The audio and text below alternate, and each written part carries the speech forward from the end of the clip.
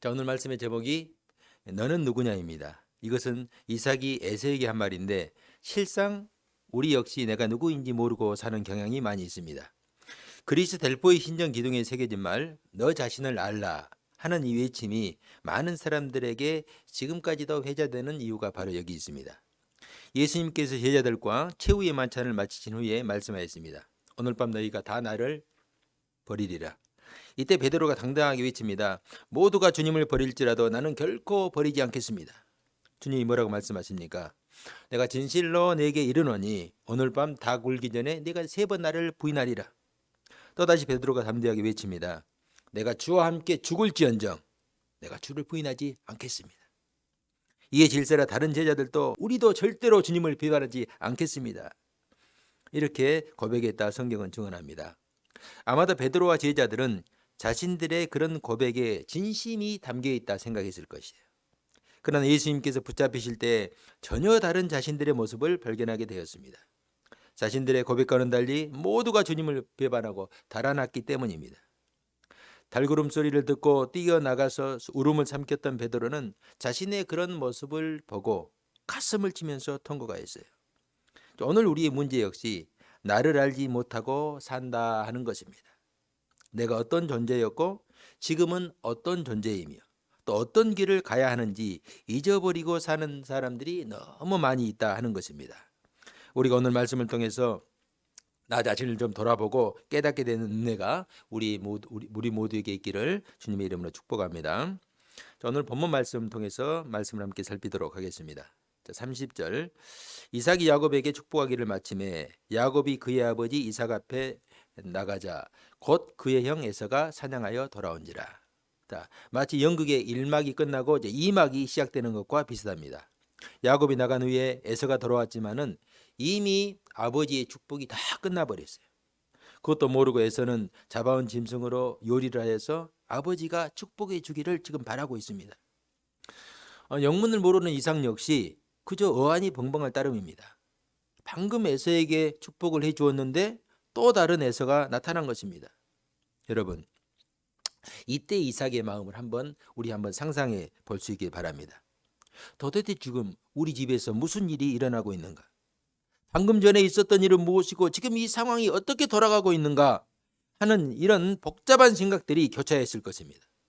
너는 누구냐? 라는 이 물음은 이런 이삭의 심경을 그대로 담고 있습니다. 자, 32절 봅니다. 그의 아버지 이삭이 그에게 이르되 너는 누구냐? 그가 대답하되 나는 아버지의 아들 곧 아버지의 맏아들 에서로소이다. 자, 너는 누구냐? 이 짧은 문장 속에 번뇌하고 요동치는 이삭의 감심정이 그대로 담겨 있어요. 지금 앞에 있는 아들이 누구인지 몰라서 묻는 게 아닙니다. 지금 앞에 앉아있는 이 아들은 에서가 100% 맞을 수밖에 없어요. 여러분, 상황을 반대로 가정하면은 앞에서 에서가 먼저 와서 축복을 받았다고 한다면은 야곱이 나중에 들어와서 내가 에서입니다 하고 말할 수는 없잖아요. 그렇기 때문에 지금 들어온 아들은요 에서일 수밖에 없는 것입니다. 자, 이런 상황을 에서는 모르고 대답을 합니다. 나는 아버지의 아들 곧 아버지의 맏아들 에서입니다. 자, 이런 의미예요. 아버지, 갑자기 왜 이러세요? 우리 사이에 왜 이러세요? 이미 우리 약속 다 해놨잖아요. 아버지 아들입니다. 장남입니다. 맏아들입니다. 에서입니다. 이삭은 야곱이 왔을 때는 몇 번이고 그를 확인했지만은 에서에게는 2번 묻지 않습니다. 왜냐하면은 다시 물을 필요가 없기 때문입니다. 자, 33절 이삭이 심히 크게 떨며 이르되 그러면 사냥한 고기를 내게 가져온 자가 누구냐? 내가 오기 전에 내가 다 먹고 그를 위하여 축복하였은즉 그가 반드시 복을 받을 것이니라. 자, 이삭이 심히 떨었다 이렇게 증거하죠. 자, 이 부분을 표준 세번역 성경은요 원어에 좀 더 가깝게 번역을 하고 있어요. 자, 거기에 보면은 이삭이 크게 충격을 받았고 부들부들 떨면서 말을 더듬거렸다. 자, 다시 이삭이 크게 충격을 받고서 부들부들 떨면서 말을 더듬거렸다. 마치 망치로 한 대 맞은 것처럼 큰 충격을 받고 하나님의 뜻을 깨닫게 되었습니다. 아, 내가 하나님의 뜻을 지금까지 깨닫지 못했구나. 내가 하나님의 뜻에 거역한 삶을 살았구나 하는 것입니다. 지금 이삭이 하는 말이 그것을 증거합니다. 자, 33절 하반절에 보면 그가 반드시 복을 받을 것이다. 야곱이 복을 받을 수밖에 없는 이유는 하나님께서 복을 주신다고 말씀하셨기 때문이에요. 왜 하나님이 야곱을 선택하시고 또 복을 주시고자 하는지 우리는 알 수가 없습니다. 그것은 전적인 하나님의 주권에 속한 영역입니다. 분명한 것은 하나님의 선하신 뜻을 따라서 그렇게 하셨다 하는 것입니다. 이 시간 우리가 살펴보기를 원하는 것은 그럼 왜 에서는 하나님의 복을 받지 못했는가 하는 것입니다. 자, 지금 에서는 아버지를 통해서 하나님의 복을 받기 위해서 나왔어요. 자, 그런데 하나님은 이삭의 입을 통해서 묻고 있는 거예요. 너는 누구냐? 내가 왜 이 자리에 있느냐? 라고 말씀합니다. 마태복음 7장에서 예수님이 산상수훈에서 이렇게 말씀하신 부분이 있습니다.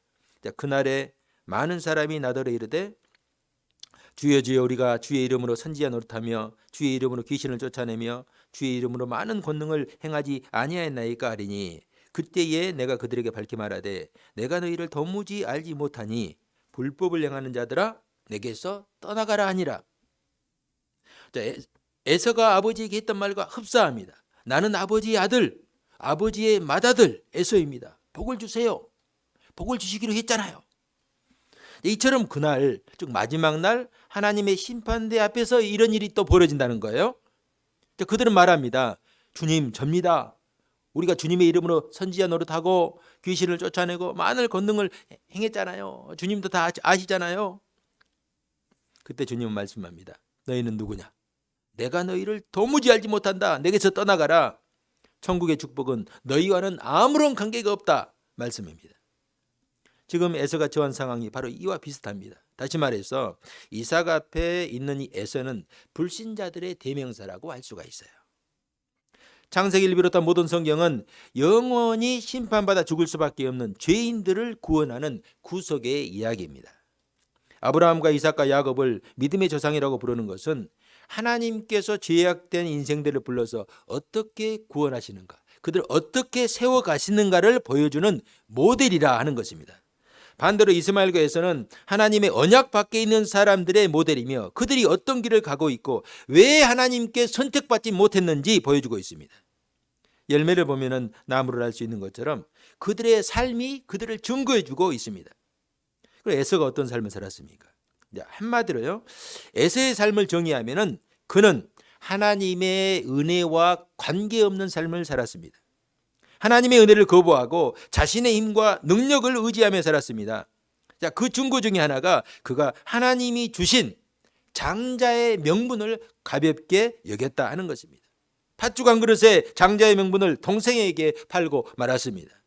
히브리서 기자는 이것을 이렇게 증거합니다. 히브리서 12장 16절 17절에 보면은 음행하는 자와 혹 한 그릇 음식을 위하여 장자의 명분을 판 에서와 같이 망령된 자가 없도록 살피라. 너희가 아는 바와 같이 그가 그 후에 축복을 이어받으려고 눈물을 흘리며 구하되 버림바가 되어 회개할 기회를 얻지 못하였느니라. 여기 보면 한 그릇 음식을 위하여 장자의 명분을 판 에서의 행동을 망령되다 이렇게 말씀합니다. 여러분, 망령되다는 말은요, 속되다, 불경건하다 하는 의미입니다. 사울왕이 블레셋과의 전쟁 중에서 기다리던 사무엘 선지자가 오지 않자 어떻게 했어요? 사무엘 선지자를 대신해서 왕이 번제를 드린 사건이 있어요. 그때 사무엘이 도착하여서 그런 사울왕을 향하여서 왕이 망령되이 행하였다. 그래서 하나님이 왕의 자리를 폐하시고 다른 사람에게 그 자리를 줄 것이다. 그렇게 책망합니다. 여러분, 하나님이 세우신 왕도 폐할 수 있는 죄가 망령된 행동입니다. 이처럼 하나님 앞에서 망령된 행동은 무서운 죄입니다. 에서는 하나님 앞에서 망령되게 장자의 명분을 무시했습니다. 여러분, 에서는 처음부터 하나님의 은혜 밖에 있었기 때문에 그럴 수도 있다 그럴 수 있어요. 세상 사람들이 하나님 앞에서 망령되게 살아가는 것은 그럴 수 있어요. 그들의 길이기 때문에 그렇습니다. 그런데 히브리서 기자 그리고 오늘 창세기에서는 이 말씀을 교회 안에 있는 우리 성도들에게 하고 있어요. 성도들도 하나님 앞에서 망령된 행동을 할 수 있다는 것입니다.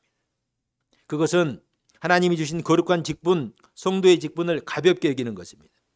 주님은 너희가 하나님 사람들 앞에서 나를 시인하면 나도 하나님 앞에서 너희를 시인하고 너희가 사람들 앞에서 나를 부인하면은 나도 하나님 앞에서 너희를 부인하리라 말씀하였어요. 우리가 삶 속에서 거룩한 백성으로 우리에게 주신 믿음을 붙들고 살아야 될 이유가 바로 여기 있습니다. 그렇지 않으면은 에서처럼 눈물을 흘리며 울고불고 해도 버림받은 날이 올 수가 있습니다. 성도 여러분, 우리가 주님 앞에 섰을 때에 주님으로부터 어떤 말씀을 듣고 싶으십니까? 오늘 이 말씀을 결코 잊지 않으셔야 합니다. 이 말씀을 기억하고 우리가 오늘을 살아가고 내일을 살아가는 그 삶의 결과를 따라서 주님의 말씀이 변한다 하는 그 사실을 잊지 말아야 됩니다. 우리가 주님 앞에 섰을 때 착하고 충성된 종아 잘하였다 라는 칭찬을 들을 수 있기를 주님의 이름으로 축복합니다. 자, 또 하나 이제 에서의 불신앙을 드러내는 증거가 있는데, 자, 41절 보십시다. 그의 아버지가 야곱에게 축복한 그 축복으로 말미암아 에서가 야곱을 미워하여 심중에 이르기를 아버지를 곱갈 때가 가까웠은즉 내가 내 아우 야곱을 죽이리라 하였더니, 자, 이삭과 에서의 근원적인 차이가 바로 여기 있어요. 이삭도 연약하고 야곱도 연약합니다. 이삭도 죄인이고 에서도 죄인이에요. 그러나 이삭은 이 사건을 통해서 하나님의 말씀을 깨닫고 인정합니다. 그리고 하나님의 말씀에 순종하는 삶을 살아갑니다. 여러분, 죄는 헬라어로 하말티아라는 단어인데요, 화살이 관역을 빗나가는 것을 말해요.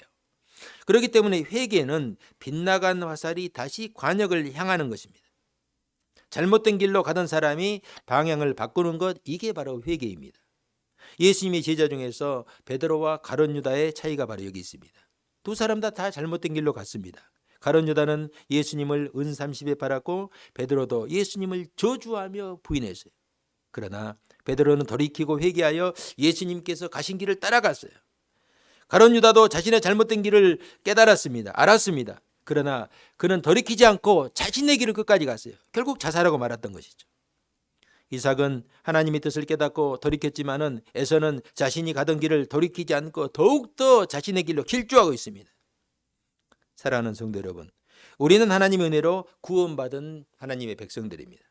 성령께서 우리 안에 계셔서 우리를 인도하십니다. 마치 우리가 자동차를 운전할 때에 내비게이션이 이 길을 안내하는 것과 같습니다. 간혹 운전자가 운전하다가 옆 사람과 이야기하다가 혹은 또 다른 생각하다가 경로를 이탈하는 경우가 있죠. 운전자가 경로를 이탈하면 어떻게 됩니까? 이 내비에서 계속해서 경고음이 둥둥둥둥둥 삐삐삐삐삐 하면서 요란하게 울립니다. 그때 어떻게 합니까? 다시 내비게이션이 설정한 경로를 따라서 가면 되는 거예요. 내비게이션이요, 굉장히 친절합니다. 뭐 2번, 3번 계속해서 실수를 해도 그것을 다 용납하고 다시 경로를 재설정해 가지고 목적지로 인도하죠. 여러분, 우리 성령님은 이 내비게이션보다 훨씬 더 친절하고 은혜롭고 사랑 많으신 분입니다.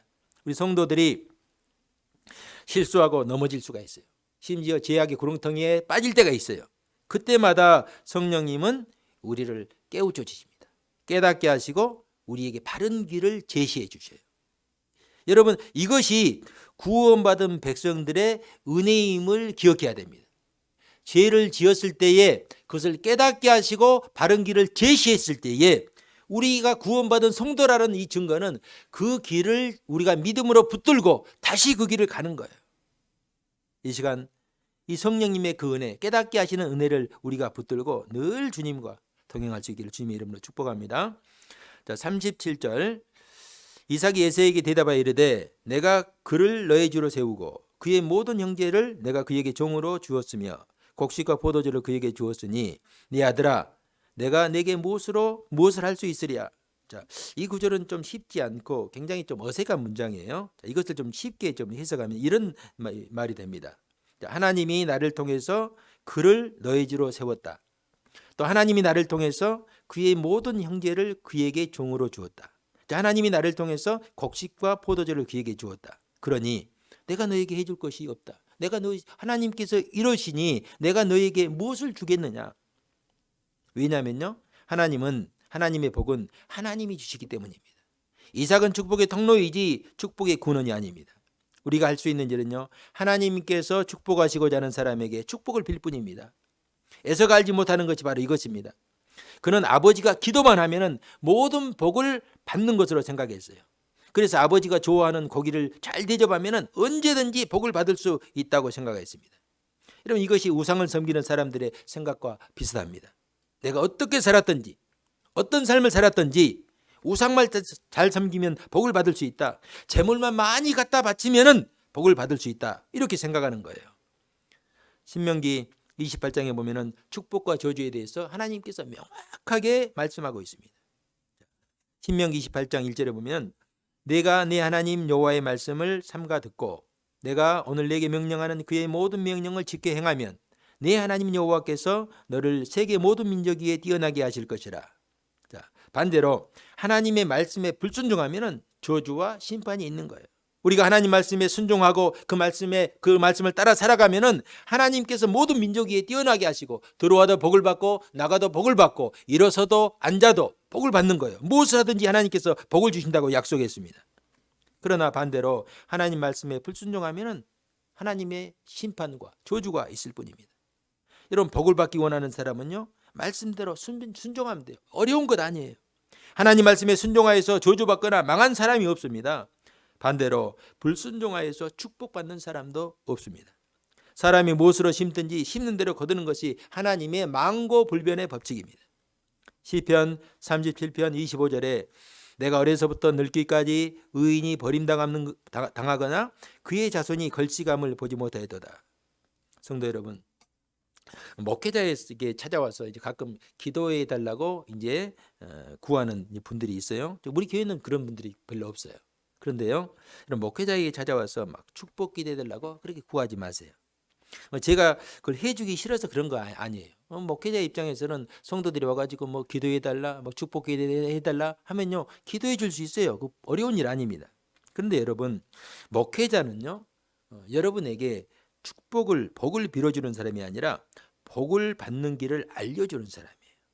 목회자는 성도들이 어린아이의 신앙에서 장성한 분량의 신앙인으로 성장하도록 도와주고 인도하는 사람, 양육하는 사람입니다. 목회자에게 기도를 받으려고 하고 무슨 기도원에 찾아가 가지고 막 축복을 받으려고 막 그렇게 하는 사람들은 신앙이 좋게 보일 수가 있는데 그렇지 않아요. 오히려 그런 사람들은요, 영적으로 아주 미숙하고 어린아이와 같은 경우가 많습니다. 여러분, 우리가 언제까지 어린아이가 되어서 다른 사람들이 떠먹여 주는 것을 우리가 먹겠습니까?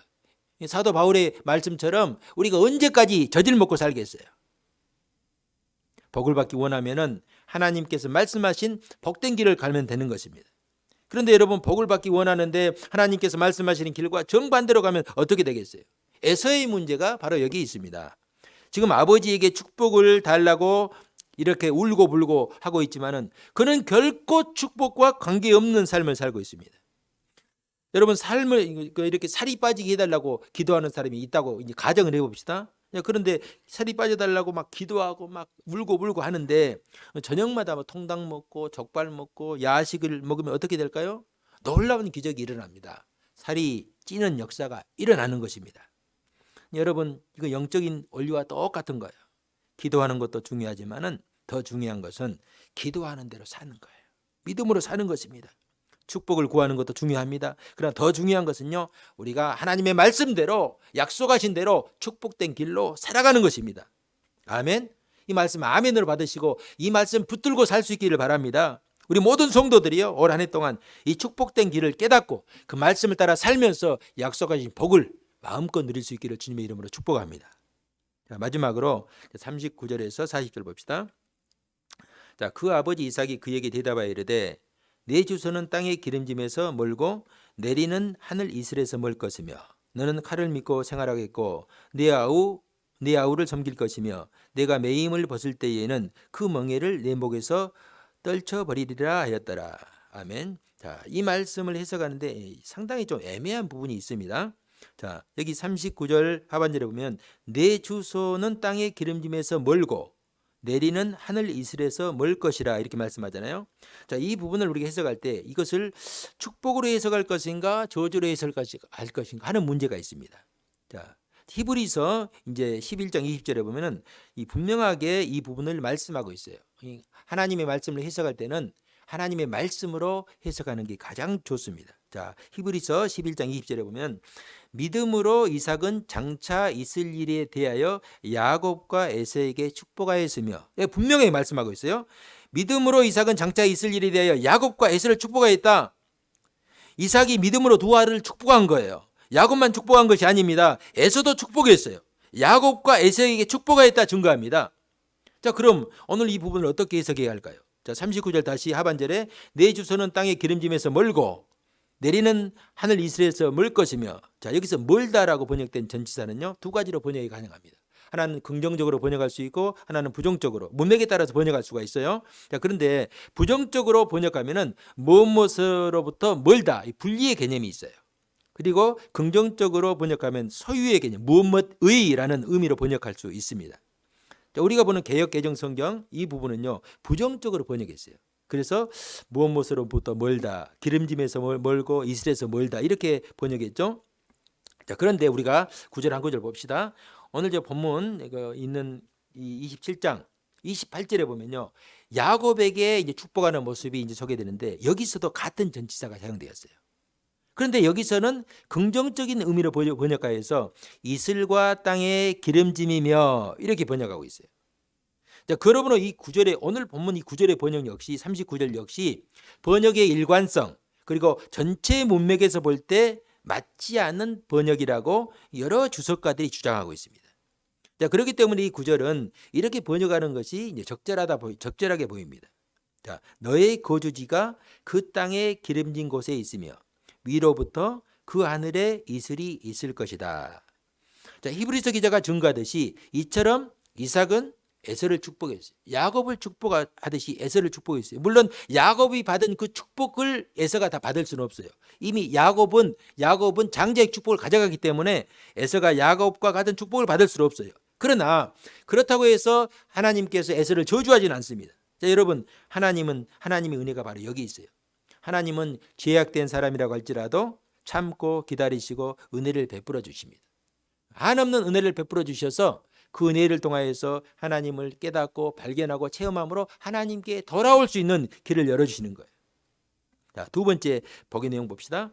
자, 칼을 믿고 생활하는 것, 아우를 섬기는 것, 내가 매임을 벗을 때 그 멍에를 내 목에서 떨쳐버린다 하는 것이죠.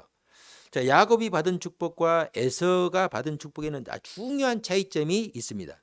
자, 야곱이 받은 축복은요, 전적인 하나님의 은혜로 사는 거예요.